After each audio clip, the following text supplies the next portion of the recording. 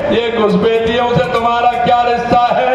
ये घुसपैठिए तुम्हारे क्या लगते हैं? जरा उनसे बात करिए और पूछिए कि ये क्यों आ जाते हैं और चले जाते हैं? क्योंकि वो उन घुसपैठियों की चिंता इसलिए करते हैं कि उनको ऐसे लोगों के वोट चाहिए, वोट चाहिए, वोट चाहिए। कई जिलों में तो हमारे आदिवासियों की संख्या घट रही है और तुष्टीकरण वालों की संख्या बढ़ती जा रही है। बांग्लादेशी घुसपैठियों की संख्या बढ़ती जा रही है। आप एक बार देखिए कि इसके पीछे कौन खड़ा है, उन घुसपैठियों को कौन ला रहा है और हमारे आदिवासियों की संख्या को कौन कम कर रहा है।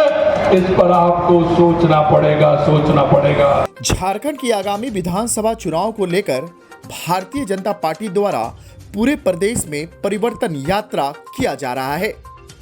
इसी कड़ी में ये यात्रा देवघर विधानसभा में पहुंची। इसे लेकर स्थानीय KKN स्टेडियम में एक बड़ी जनसभा आयोजित की गई, जिसमें बतौर मुख्य अतिथि के रूप में राजस्थान के मुख्यमंत्री भजनलाल शर्मा ने शिरकत की। वहीं इस कार्यक्रम में पार्टी के कई वरीय नेता सहित हजारों की संख्या में पार्टी कार्यकर्ता और आम लोग भी मौजूद रहे। कार्यक्रम के माध्यम से मुख्यमंत्री भजनलाल झारखंड की मौजूदा सरकार पर बरसते हुए कहा कि जेएमएम, कांग्रेस और आरजेडी केवल परिवार की ही पार्टी बनी हुई है। इसे जनता से कोई सरोकार नहीं रहा, केवल घोटाले कर अपनी तिजोरी भरने का काम किया गया है। वहीं उन्होंने कहा कि चुनाव के पूर्व इन दलों ने अपने घोषणा पत्र में कई वायदे किए थे, पर चुनाव जीतने के बाद ये घोषणाएं तो पूरा नहीं हुआ और जब चुनाव नजदीक आया तो जनता को लॉलीपॉप थमाकर तरह तरह के सब्जोबाग दिखाने का काम किया जा रहा है। पेपर में आपसे कितने वायदे उन्होंने किए हैं, मैं कहना चाहता हूं, जो उन्होंने अपने घोषणा पत्र में वायदे किए थे, क्या वो वायदे पूरे किए हैं क्या? मैं अगर एक एक वायदे को मैं नाम लूं और मैं आपसे पूछूं तो आप कहेंगे कि कोई भी काम नहीं हुआ है। यहाँ का कितने बड़े घोटाले हुए हैं आप देख सकते हैं। और मैं आपसे कहना चाहता हूं कि ये जेजेएम, कांग्रेस, आरजेडी, ये पार्टियों को आप जानते हो, ये परिवार की पार्टी है, ये वंशवाद की पार्टी है। ये देश के लिए, समाज के लिए, मजदूर के लिए, किसान के लिए, युवा के लिए, महिला के लिए नहीं करने वाले हैं। ये वो लोग हैं मेरे भाई और बहनों जो अपने परिवार की सेवा करते हैं, अपने परिवार को आगे बढ़ाने का काम करते हैं।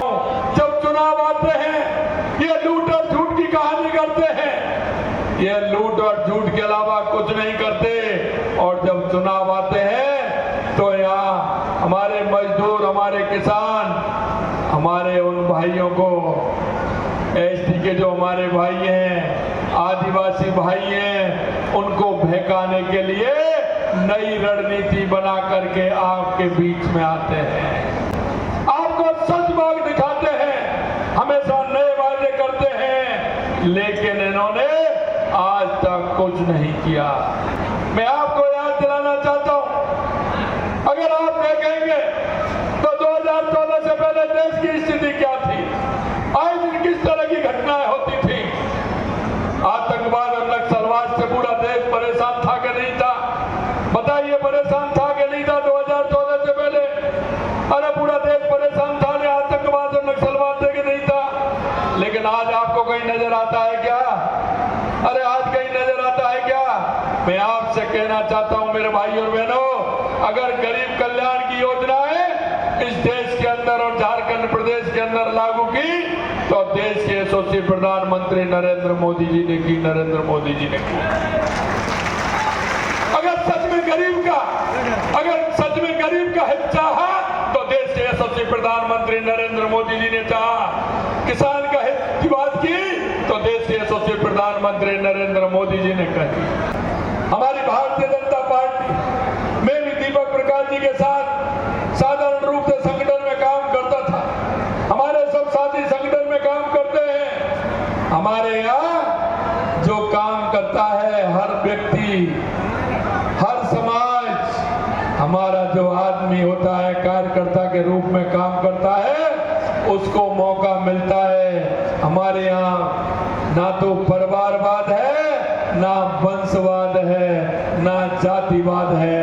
ये वो पार्टियां हैं जो अपने घर को भरने का काम करती हैं। और जैसा अभी अमित जी बता रहे थे, आप होंगे, आपकी पत्नी होगी, पत्नी नहीं होगी तो बेटा होगा, बेटा नहीं होगा तो बेटे की बहू होगी। अरे उससे वो निकल ही नहीं रहे हैं। ये क्या स्थिति हो रही है झारखंड की। मैं आपसे कहना चाहता हूं मेरे भाई और बहनों, क्योंकि हम सबको सोचना पड़ेगा, हम सबको विचार करना होगा कि ऐसे राजनीतिक दल जो सिर्फ अपने परिवार की सोचते हैं, अपने घर की सोचते हैं, ऐसे लोगों को जवाब देना होगा। जिनके अंदर भ्रष्टाचार की कितनी कमाई उन्होंने की है, आम जन के पैसे को पानी की तरह बहाने का काम किया है। आपको विश्वास नहीं होता, इनके घोषणा पत्र को देख लेना और घोषणा पत्र से मिलान कर लेना कि कितना काम इन्होंने किया है। अरे घोषणा पत्र नहीं, भारतीय जनता पार्टी का संकल्प पत्र होता है।